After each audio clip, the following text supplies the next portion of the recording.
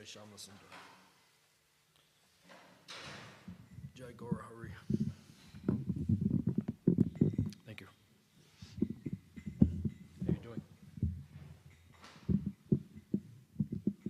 Working today? Or you working today?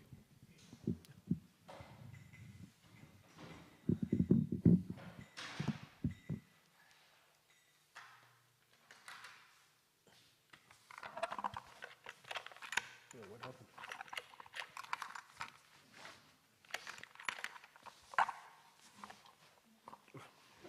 Can you give me the other drum? It's too tight. Okay, I can loosen this. Okay. Govinda. Takes 5 years just to loosen. It's Kali Yuga.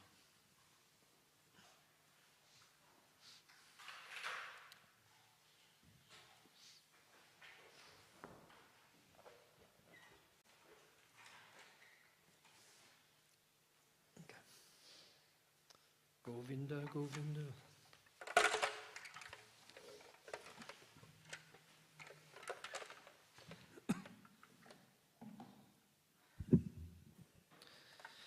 Jai Radha Madhava Kunja Bihari.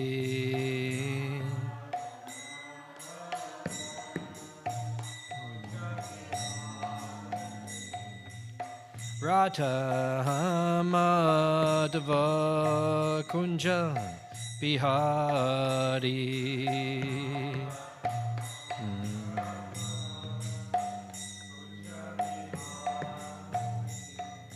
Gopi Jana Ballabha Girivaradari.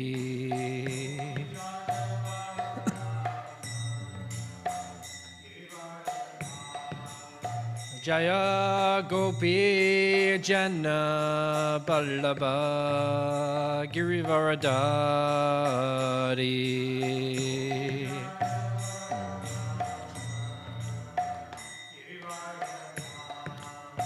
Yashodanandana Brajjanaranjana.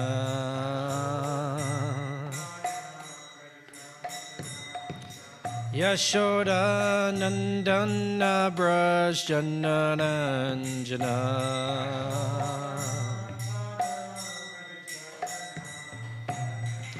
Jamuna Tiravanachari.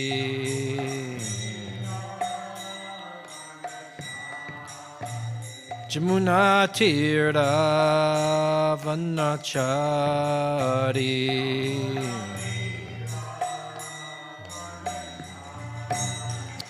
Jaya Radha Madhava Kunja Bihari.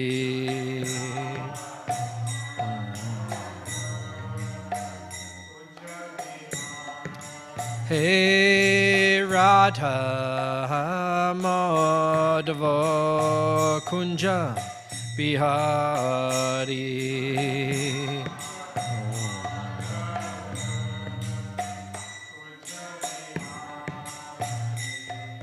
Gopi Jana Ballabha Girivaradari.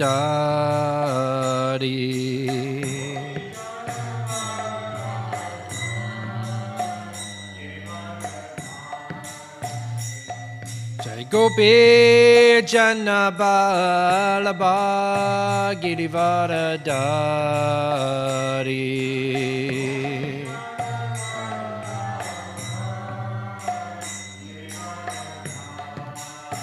Yashodanandana Brajjanaranjana.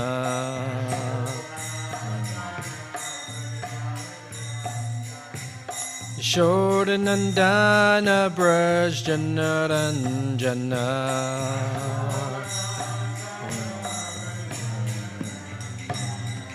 Jamuna Tiravanachari. Jamuna Tira Vanachari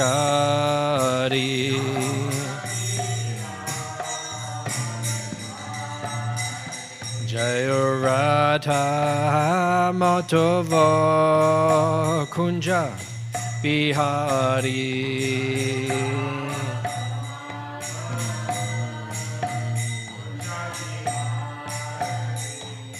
Radha Madhava Kunja Bihari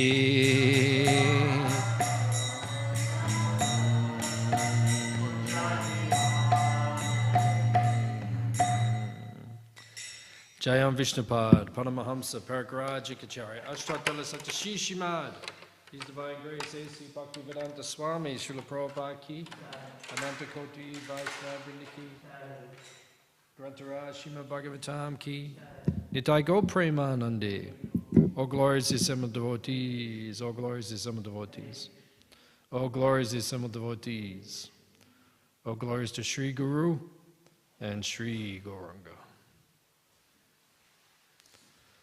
You actually have to bow down fully. Yeah. When you do it, you have to actually. Yeah.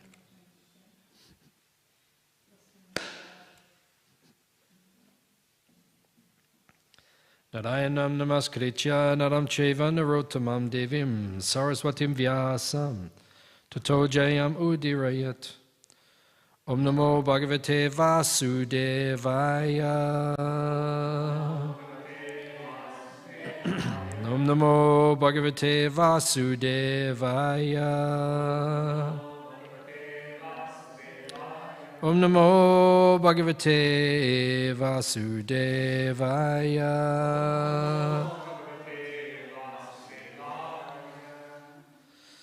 Reading from Srimad Bhagavatam, canto 9, chapter 11, chapter entitled Lord Ramachandra Rules the World. Text number 2. Otre dada disham prachim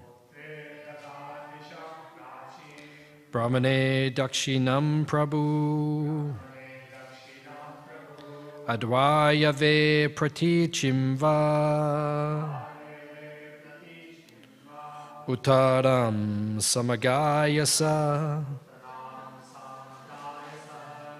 Otre dada disham prachim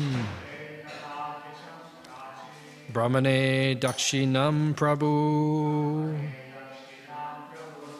Advayave pratichimva Uttaram samagayasa Otre dada disham prachim Brahmane dakshinam prabhu Advayave pratichimva Uttaram samagayasa.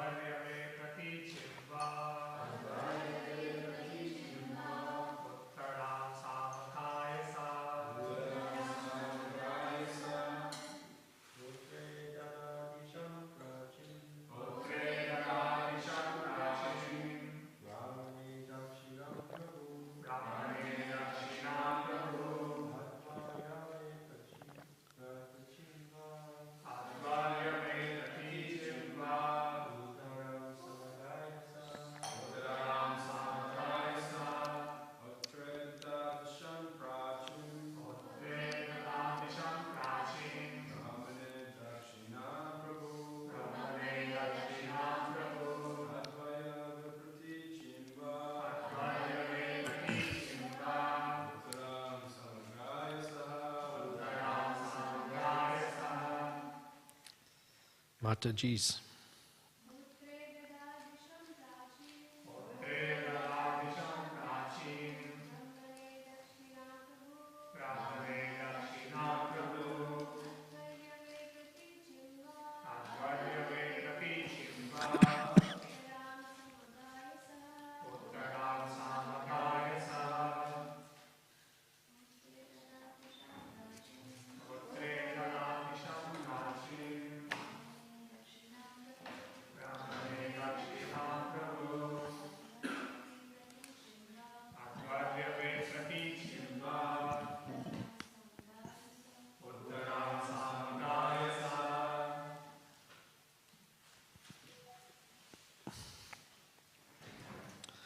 Hotre unto the Hota priest who offers oblations.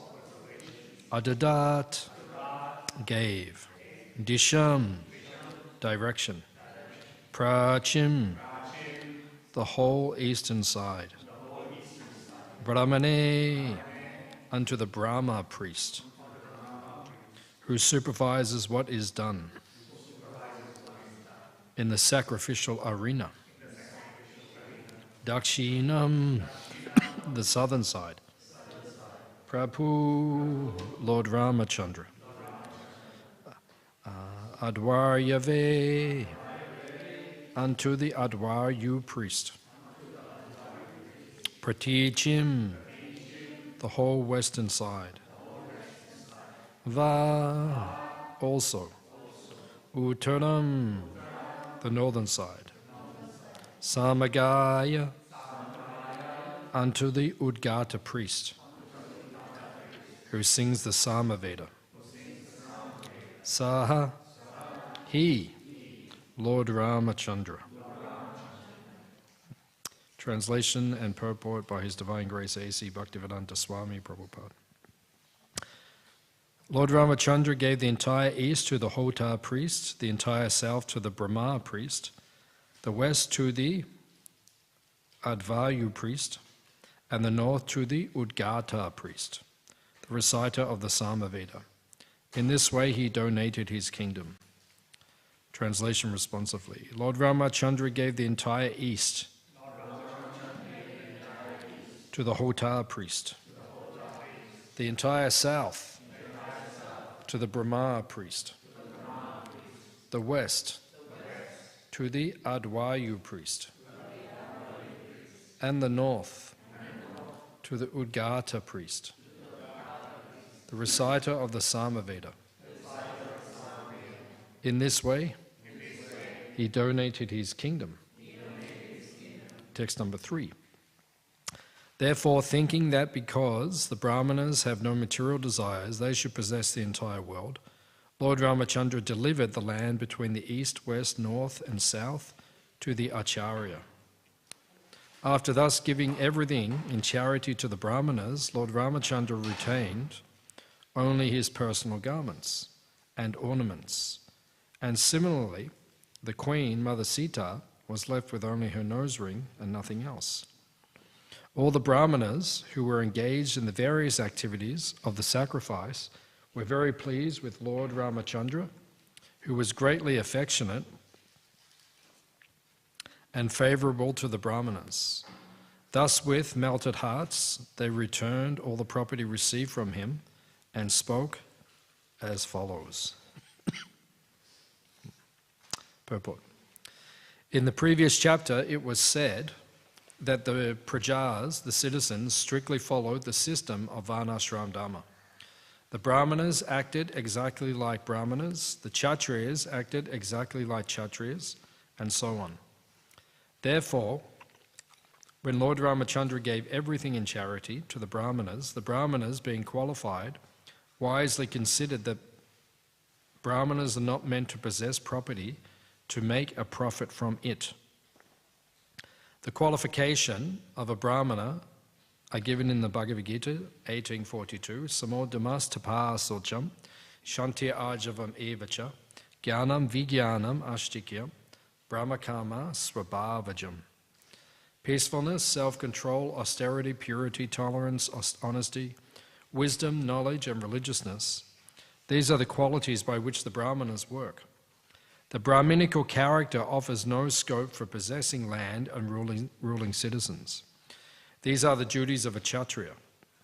Therefore, although the Brahmana did not refuse Lord Ramachandra's gift, after accepting it, they returned it to the king. The Brahmanas were so pleased with Lord Ramachandra's affection toward them that their hearts melted. They saw that Lord Ramachandra, aside from being the Supreme Personality of Godhead, was fully qualified as a Kshatriya and was exemplary in character. One of the qualifications of a Kshatriya is to be charitable. A Kshatriya or ruler levies taxes upon the citizens not for his personal sense gratification, but to give charity to in suitable cases. Dhanam Ishvara Bhava. On one hand, Kshatriyas have the propensity to rule, but on the other, they are very liberal with charity. When Maharaj Yudhishthira gave charity, he engaged Karna to take charge of distributing it. Karna was very famous as Data Karna. The word Data refers to one who gives charity very liberally. The kings always kept a large quantity of food grains in stock, and whenever there was any scarcity of grains, they would distribute grains in charity. A Kshatriya's duty is to give charity, and a Brahmana's duty is to accept charity, but not more than needed to maintain body and soul together. Therefore, when the Brahmanas were given so much land by Lord Ramachandra, they returned it to him and were not greedy. Om Gyan Timarandasya Gyananjana Shalakaya Chakshurun Mulitam Jena Tasmai Shri Gurave Namaha Shri Chaitanya Manobishtam Stapitam Yena Bhutale Swayam Rupa Kadamayam Dadati Swa Padantikam Vancha Kalpatarubhyascha Kripa Sindhu Bhyevacha Petitanam Pavanebhyo Vaishnavebhyo Namo Namaha Jai Shri Krishna Chaitanya Prabhu Nityananda Shri Advaita Gadadha Srivasadi Gaura Bhakta Brinda Hare Krishna Krishna Krishna Hare Hare Hare Rama Hare Hare.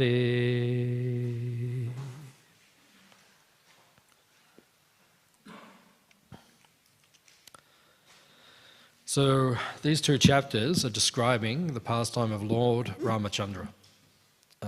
Lord Ram appeared in Treta Yuga, so we're talking millions of years ago. Kali Yuga is 432,000 years long. Then Dwapara Yuga is 864,000 years long. Then Treta Yuga must be like 30. I don't know the exact number, but it must be like 1,300,000 years long. Then Satya Yuga is like 1.6 million years long. You put them all together, that's 320,000 years. That's a Divya Yuga when you get one cycle together. And then in Lord Brahma's day, there's 1,000. So that gives us a perspective of the time in the universe. So in Treta Yuga, it was much more, people lived much longer. People in Treta Yuga, they were living about 10,000 years at a time.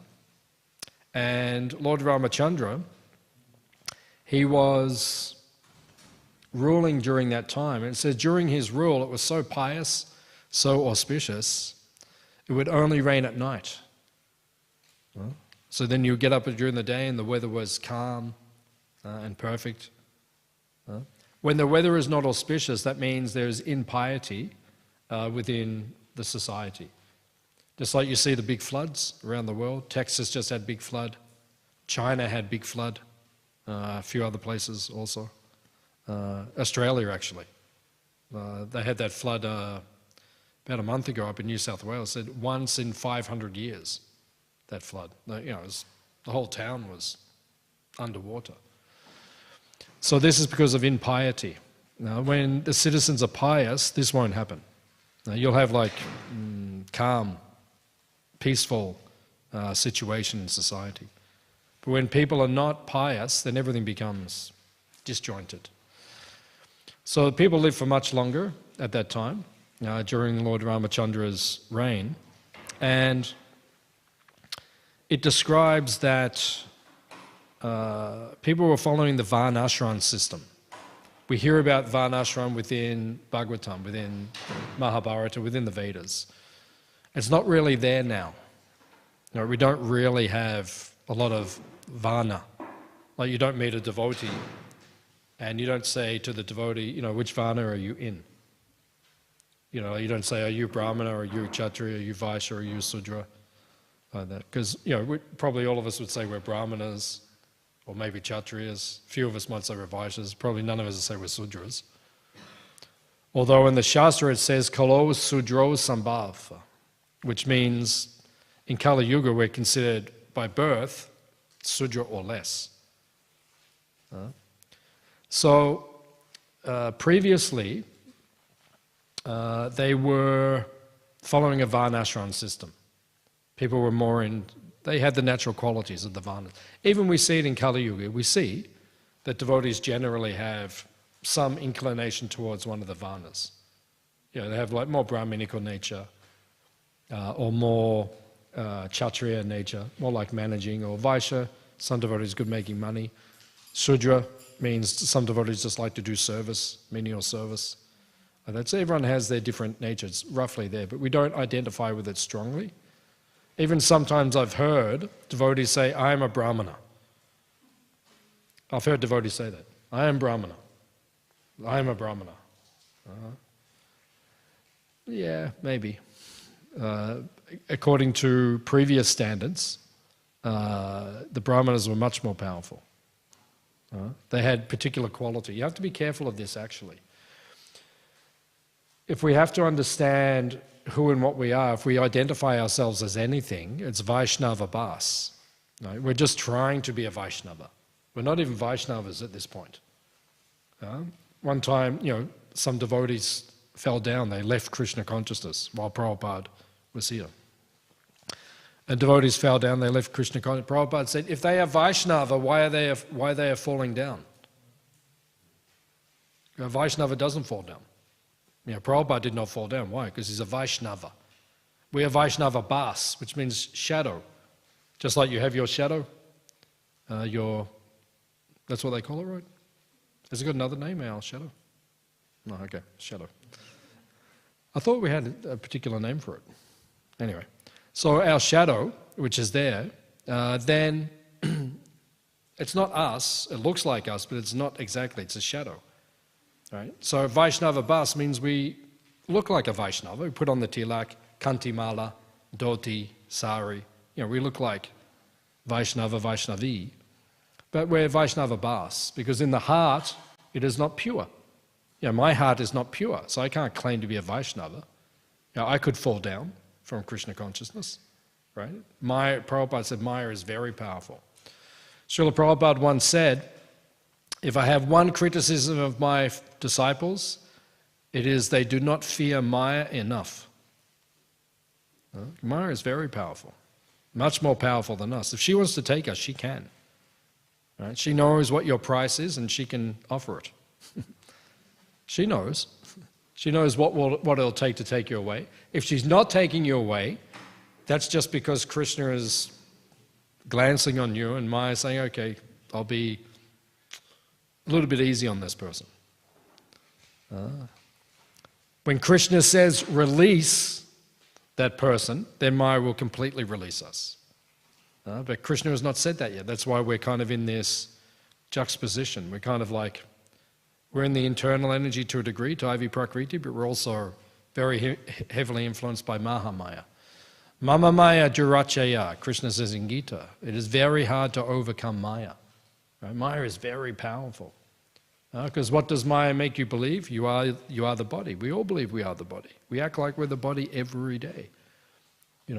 Even when, before I was chanting Jai Radha Madhava, so I was meditating. Jai Radha Madhava, Kunja Bihar. So we try to meditate on Krishna's pastimes. And we try to meditate that I am trying to follow the servants of Krishna within his pastimes. But then we open our eyes again and then we see we're back in there, and then we start identifying with this world again. So we're in between the two energies at this point in time. So we have to increase our attachment to the Daivi Prakriti. Actually, if you want to go back to Godhead, hands up if you want to go back to Godhead. Okay. If you want to go back to Godhead, you have to give one life to Lord Chaitanya. Tamal Krishna Maharaj was sitting with Prabhupada in Juhu on the balcony, and he was complaining to Prabhupada. He said, Prabhupada is so difficult. Every day we have to go to the court You know, they were fighting for that Juhu land. Took 2 years, the court case. You know, and they had to go to the court every day, to their lawyer's office. It was very difficult seva. Very difficult. Sometimes we have to do difficult seva. So they're doing so, and you're saying, you know, I have to go there, and I've memorized the municipality laws of Mumbai, but I don't even know the shlokas in the Bhagavad Gita, and I'm a sannyasi, and he's, you know, complaining to Prabhupada. He's saying, going on and on. Then Prabhupada cut him short. Prabhupada said, for so many lifetimes, you have served so many other masters. This one lifetime, you just serve Chaitanya Mahaprabhu.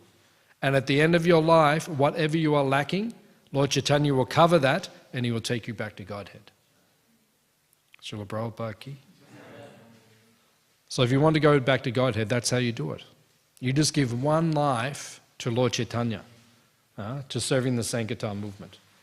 And you don't commit offenses to the Vaishnavas. This is very important, because sometimes we see devotees commit offenses to the other devotees, and they think, oh, that's okay because I'm doing so much service. No, Krishna does not see it like that. Sadhu Ninda, right? What is the first offense when we chant the 10 offenses in the morning? Sadhu Ninda, right? Vaishnav Aparad, right?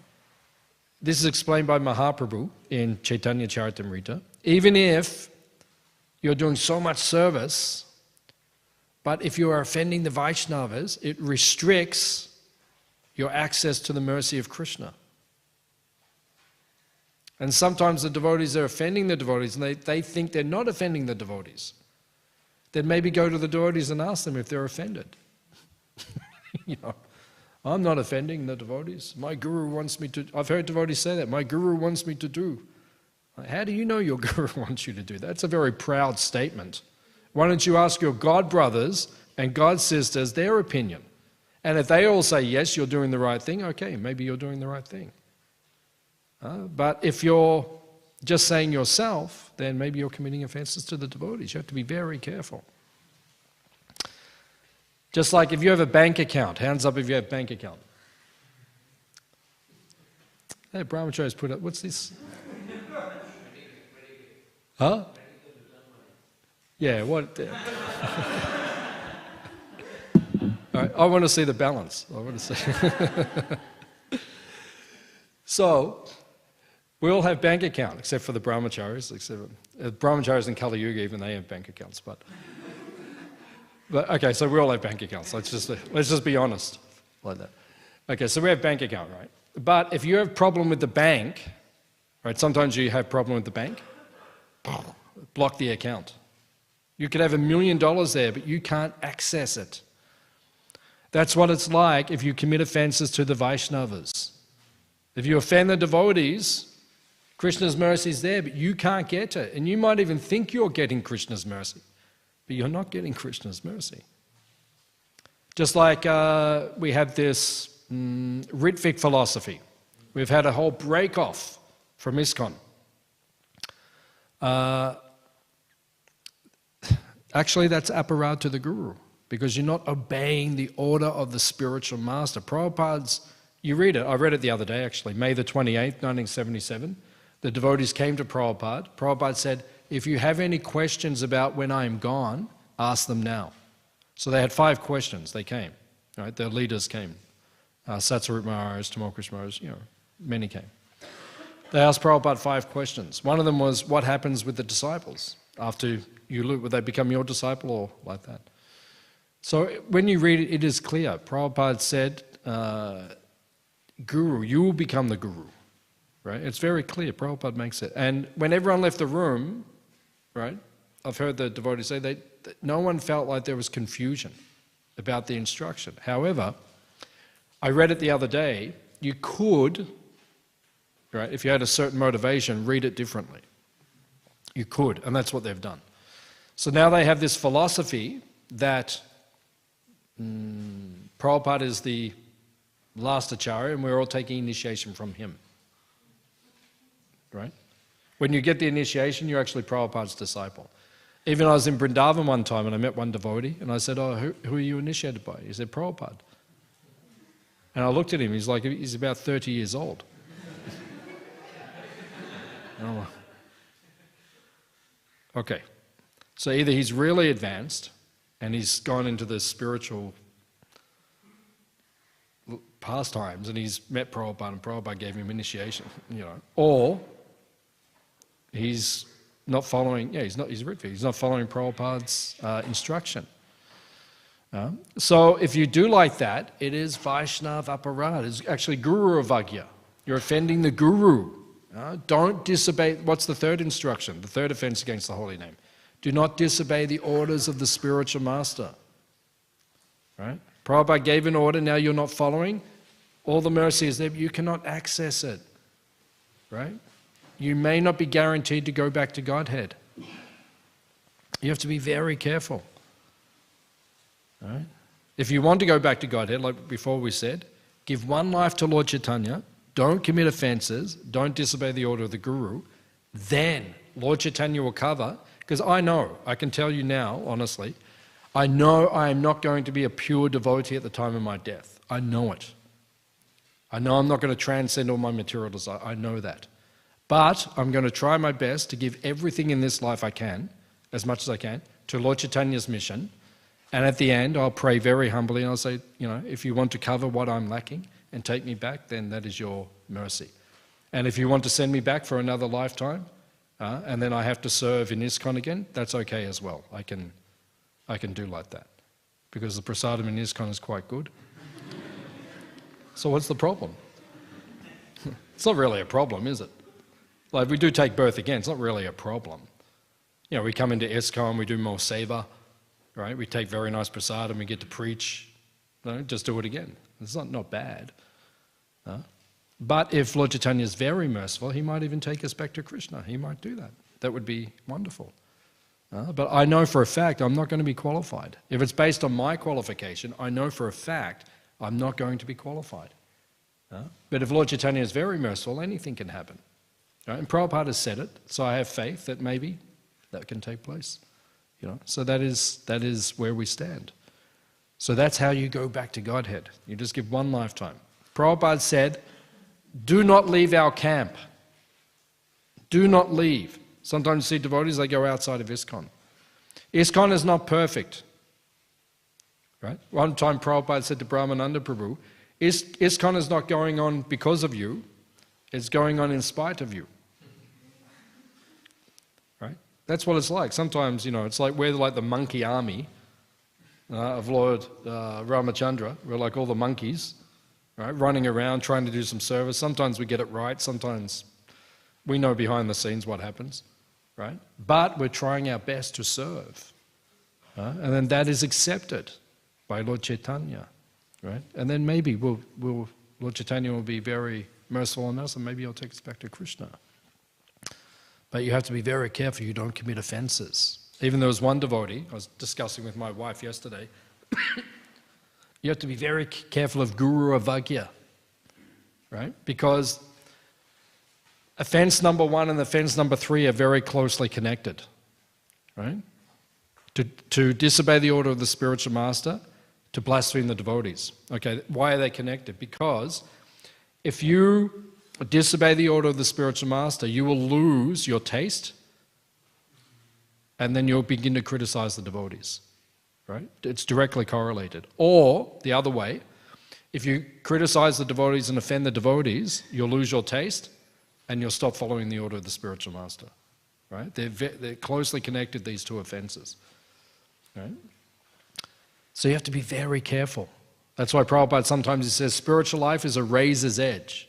When we shave, right? If you're not careful, cut, right? So spiritual life is like that. Be careful the way you deal with the devotees. Radhanath Swami says, if you offend the devotee, it's like taking a thorn and pushing it into Krishna's foot. Would you ever do that? So why do you offend his devotees? Imagine none of us would do that. None of us would put a pin into Krishna's foot. None of us would do that. But when you blaspheme the devotee, that's what you're doing. We do that. We do. We all criticize the devotees. Hands up if you've never criticized a devotee. See, we all did it. So it means you think Krishna is happy? You do that. So I was telling my wife yesterday, one devotee, he was a servant of Prabhupada. He was in Prabhupada's party. He was either the servant or the Sanskrit editor. He was in Prabhupada's party in the 70s. But then he became attracted to another guru. So he came to Prabhupada, right? And he said to Prabhupada, Prabhupada, please bless me that I can find a real guru. Imagine saying that to Prabhupada. Prabhupada said, I bless you, you will get a real guru after 60,000 lifetimes. Right? Imagine having that on your head. Right? So that devotee, he left ISKCON, he lives in America, he's a professor, he's still a Vaishnava, still practicing, right? Living his life. But imagine having that sitting on top of you.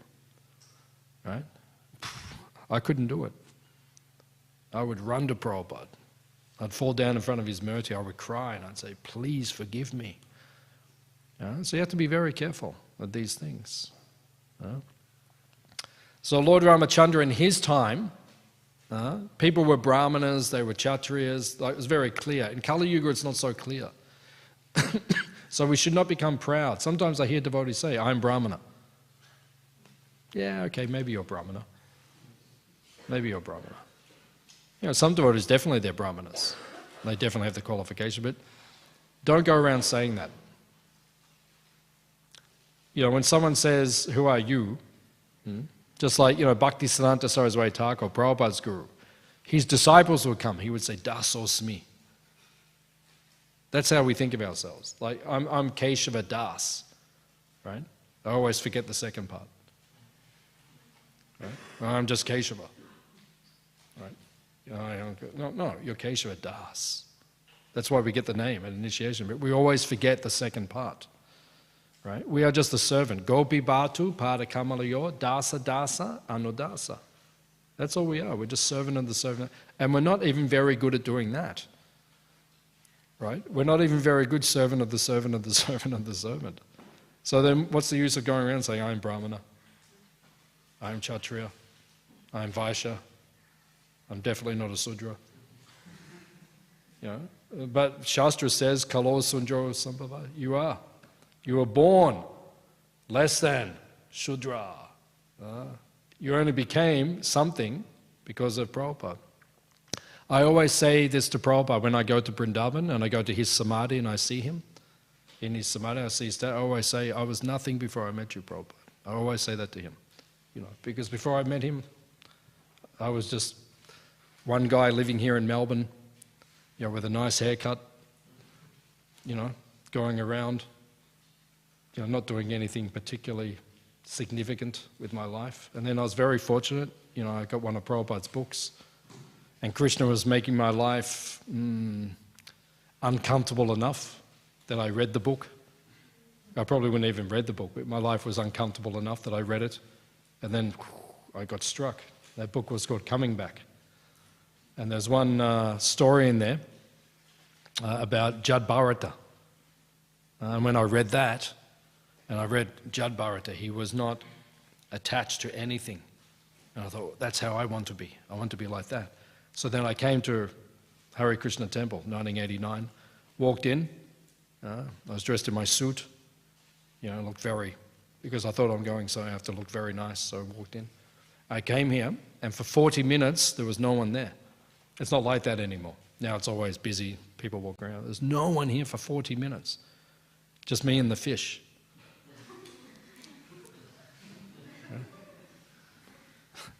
The fish. Yeah, the fish. They're devotees as well. So I was just me and the fish for 40 minutes. And when I walked in, I thought, wow, what is this place? So peaceful. I don't want to leave.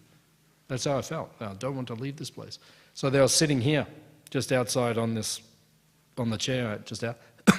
And then after 40 minutes, Jagannath Ballabha Prabhu, dressed in saffron, walking from paraphernalia room to Didi room. And he walked 3 times, just going back and forth like this. And every time he walked past, he just looked at me. Right? He didn't say anything. And I thought, wow. I thought, he doesn't even speak. He's like Judd Burrett. He's like, that's how I felt. I thought, wow. It's just that he's a monk. He's just like, he's not even in this world. I thought, wow, I don't want to leave this place. I just want to stay here, like, be like him. He's my first guru. First devotee I ever saw in this life. Right? So then, finally he came, and he went and got one Mataji, and then she came and she preached to me. And she said, what do you do? And I said, I study acting, I do modeling and these things. And she said, you can do this for Krishna. And I thought, what is she saying? Oh, I don't want to do that. I want to leave all that. So I said, thank you. Thank you. It was nice to speak to you. And then Jaitira Charan Prabhu, he used to be the head pujari. He came and he said, oh, is someone looking after you? And I said, oh, no, I just came. And he said, do you want prasad? And I just looked at him and went, yeah, I didn't know what he was saying. He said, we want prasad. And I said, what is that? He said, oh, lunch. And I said, okay, yeah, I'll take lunch. I'm famous for taking prasad, taking a little bit too much. Don't criticize the devotees. So I said, okay. So he took me up there, and they served Rajbhog. And I still remember to this day, camphor sweet rice. Now, when I ate that, I thought, wow, what is this place? And then I finished everything, and he said, you want more? I said, okay. So then, again, another plate. And then I finished. He said, you want more? I said, okay. So I had three times. I still remember camphor sweet. I'm like, wow. I thought, what is this place? You eat like this. You just walk around like a monk. And it's like, it's like, this place is amazing. And I spoke to him for 2 hours. And at the end I said, I want to live here. And then he said, come back on Sunday, you can meet the temple president, Balaram Prabhu. So I came back on Sunday, and then I spoke to Balaram Prabhu for 2 hours. And I said, I want to live here. And he said, you can't live here. We never met you before. You're just this guy, you just walk in, with the haircut and, like that. And then he said to me, he said, are you chanting? And I said, chanting what? And then he said, okay. So he got me beads, gave me beads. Next day I started chanting 16 rounds. And then I said, I want to live here. And then I convinced, after 2 hours, I wouldn't stop. Everything, didn't matter what he said. I said, I want to stay here. And he said, okay. And he said, when? I said, just give me 3 days. I'll tie everything up, I'll come back. So then I went home, I told my mother. I said, I'm becoming Hare Krishna. She said, what are you doing? What are you doing to your mother? And she said to me, she said, I will buy you an air ticket right now to anywhere in the world if you don't do this. And I said, no, it was too late. Next morning I got up, chanting on my beads in my room on the floor, sitting chanting. She opened the door. So, I'm there, Hare Krishna, Hare Krishna, Krishna Krishna, Hare Hare. And she's like, so then she rang all her friends, and then her friends rang me, and they said, what are you doing to your mother? I said, what can I do? Now's time. Time has come. Material world is not working for me. I want to be like Jagannath Balaprabhu, peaceful. So I walked in here and I thought I was just going to be peaceful for the rest of my life. And I haven't been peaceful since I... There's no peace in ISKCON. Because every day is like a battlefield. You have to do service. Hey, Prabhu. Hey, my first service. Actually, my first service was weeding around the garden. That was my first service. When my father used to ask me to weed, it was like torture, right? My father used to go, hey, Saturday, we're going to go out and weed. Oh, my God. But I was doing it for Krishna, and I was in bliss. I thought, this is wonderful. Weeding, no problem. And then after 3 or 4 days, I said, okay, you're going to Crossways. I said, okay, whatever that is. And then I met one devotee said to me one day, he said, if you want to really make advancement, you have to do Sankirtan, because Sankirtan is the rocket ship to make advancement, book distribution. Back then we used to do collection as well. And I said, okay, what is that? You know, whatever that, I want that. I want the rocket ship. So then I became book distributor and Sankirtan devotee, and and then that's it, just brahmachari. Brahmachari life is best. I was brahmachari 8 years living here. Prabhupada said 3 bags, right? Sleeping bag, book bag, japa bag, that's it. Prabhupada said brahmachari, as soon as he put his head on the pillow, he just falls asleep, gets up, serves Krishna again. And it's the best life. Prabhupada said, best life. But then I fell into the deep, dark well of grihastha life. And now I come to this temple. I crawl out of the well. And I come to the temple just to see the devotees, just to get their mercy. And they give me some mercy. That's why gradually I'm coming out of the well, pulling myself out gradually, with the help of the Vaishnavas. So the point is, we have to be very careful, right, in spiritual life. Right? Don't think that you are something special, because we are not something special. I only became a devotee because I felt like I had no choice, because my material life was not working for me. So then I'm not like some special devotee. I don't go around calling myself Brahmana. I teach Shastra here in the temple, but I don't go around saying I am a Brahmana. Like that. I'm just a fortunate devotee that Prabhupada gave me some service, that's all. So that's how we should think. So this Varnashram system that's mentioned previously, it's not so prevalent now in Kali Yuga. In Kali Yuga we mainly concentrate on just trying to be a good devotee. Prabhupada said, don't try to be a great devotee, just be a good devotee. That's enough. So just be a good devotee. Just get the blessings of the other devotees. If the other devotees are happy with you, you might even go back to Godhead. If the devotees are not happy with you, then you have to be very careful. So we'll stop here. Any questions or comments on what we discussed? Yeah, one of you. You go for it. You go. Hare Krishna Prabhu. Thanks for a nice class. When you're speaking about the offending Vaishnavas, and then you made the point that when we're offending Vaishnavas, we won't get the mercy of Krishna, but sometimes we still think we're getting the mercy of Krishna, but actually that's not true. So in the context of, like, how do we actually know if we're actually getting the mercy of Krishna? Because, using your example as, like, I guess the Ritvik, I guess in their eyes they're making so much progress, but they're offending the Guru and Vaishnavas. So, how do they not see that they're not getting the mercy of Krishna? Yeah, I mean, they're feeling some reciprocation, they're feeling some happiness from serving, but that offense is hanging over them. So it restricts the ultimate destination. So we have to be very careful. We don't want to restrict the ultimate destination. So the question is, we're in ISKCON. Prabhupada said, don't leave our camp. Right, so stay here, serve nicely, follow the process that Prabhupada gave us. And how do we know if we're pleasing Krishna? If the devotees are happy with us, if the Guru is happy with us, right?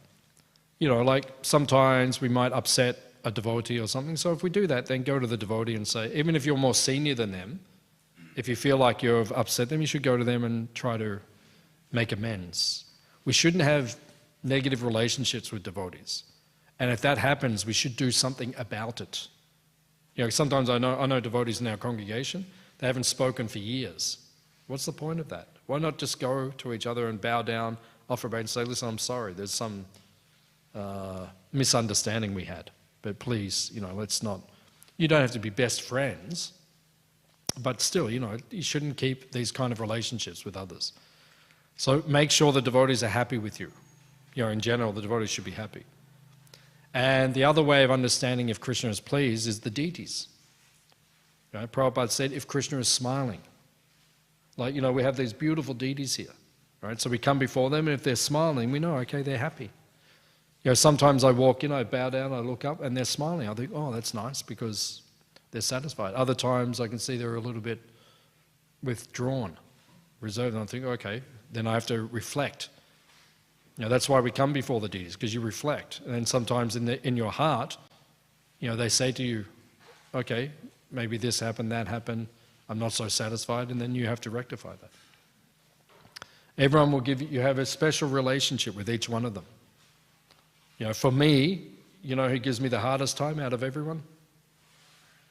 Who do you think? Huh? Yeah, Nityananda Prabhu. He is the most merciful, so I think for everyone else he probably gives you the most reciprocation. He's the easiest. But for me, everyone else can smile, but he'll just look at me. And I think, what have I done? He goes, you know. Huh? You're not trying hard enough. I'm like, okay, I'll try harder. He pushes me all the time, like that. So, you know, I'm very fortunate that, you know, he does like that. Yeah, it's great. So that's how you know. How do you know if Krishna's happy? If the devotees are happy and if the deities are happy, then keep going. Is that okay?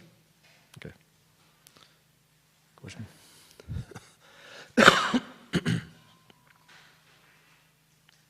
Hare Krishna Prabhu, thank you for the nice class. Prabhu, you were talking about criticizing Vaishnavas and that we should not do it.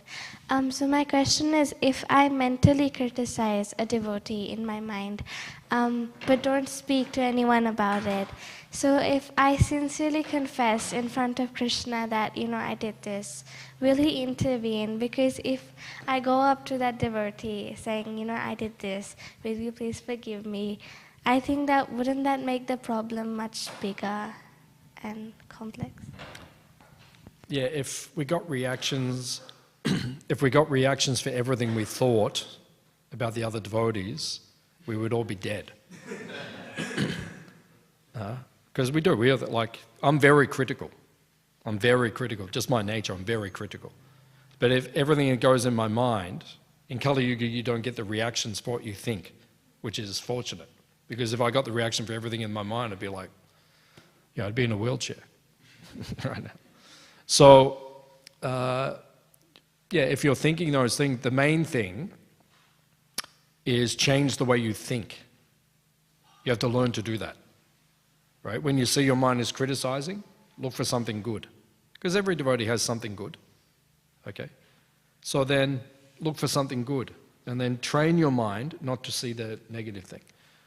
Because you can tell Krishna, you can go to Krishna and say, oh, Krishna, I was thinking this about doing it. Krishna already knows you were thinking it. He knew it even before you were going to think it, you're going to do it. He already knows those things. So it's not about him, it's about you. You have to change. So learn to say nice things about devotees. You know, because we all criticize. You know, I hear devotees criticize each other. Learn to say good things about the devotees, right? And do savor for the devotees. Serve them. And if you have someone in your mind who you know you've been critical, then go to them. Don't tell them that you've been critical, but serve them. And then you'll develop the right attitude towards them. That's better. It's okay. Thank you. Any other questions?